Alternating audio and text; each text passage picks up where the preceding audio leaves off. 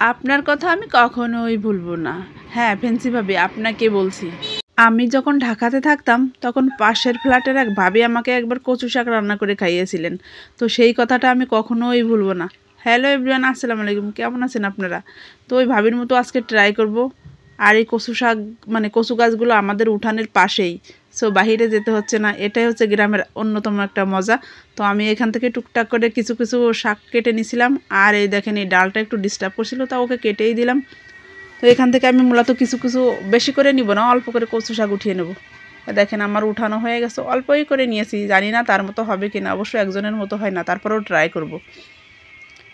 আর এখন আমি সুন্দর করে এগুলো কেটে কুটে নেব আর কি। আর আমাদের অবশ্য বাড়ির পাশেই কচু শাক, আদার্স বিভিন্ন রকমের শাক পাওয়া যায়, যেটা অনেক বেশি টাটকা। আর এটা রান্না করলে খেতেও খুব মজাই লাগে।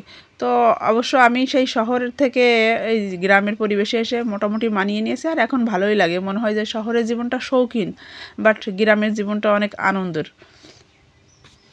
তো এই তো টুকটাক করে কেটে নিচ্ছিলাম। আর এগুলো আমি হচ্ছে ছিলবো না, কারণ এগুলো একেবারে কচি। আর এই পাতাগুলো আমি দেখছিলাম এর ভিতরে কোনো পোকা টোকা আছে কিনা।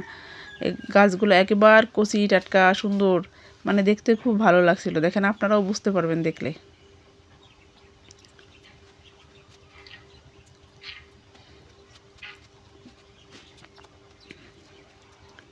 বড় দেখা যাচ্ছে, বাট অতটা কিন্তু মানে বাড়তি হয়নি। এগুলো সুন্দর টাটকা টাটকা আছে আর কচি কচি আছে। হ্যাঁ, আর ওই ভাবিটা হচ্ছে কচু শাক রান্না করেছিলেন তেল ছাড়া। তো আমার প্রথমে কেমনই লাগছিল, কিন্তু খেতে খুব ভালো লাগছিল। জানি না তার মতো পারবো কি না।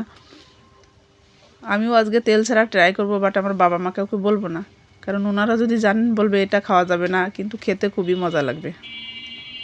যেহেতু আমি এটা খেয়েছিলাম, তো সেই আইডিয়া থেকেই বলছি।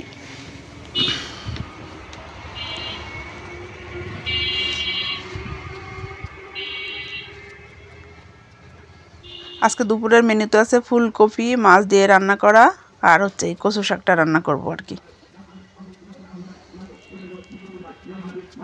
তো আমার বরাবরই ধনিয়া পাতা খেতে খুব ভালো লাগে, কারণ আমি যখন শহরে ছিলাম তখন ধনিয়া পাতা খেতাম, বাট গ্রামের মানুষ কিন্তু বেশি একটা পছন্দ করে না। মেইনলি হচ্ছে আমার আব্বা তো মোটেই পছন্দ করে না।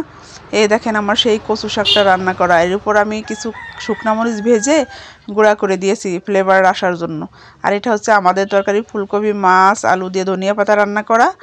এই যে আমি খাই, আমার মেয়ে খায়, আমার মাও খায়, বাট আব্বার জন্য হচ্ছে আলাদা করে রেখে দিয়েছি, এটা ধনিয়া পাতা ছাড়া। মানে তরকারিটা রান্না হওয়ার পরে এটা কেটে রেখে দিয়েছি। তো আজকের ব্লগটা এই পর্যন্ত থাকছে। সবাই ভালো থাকবেন, আল্লাহ হাফেজ।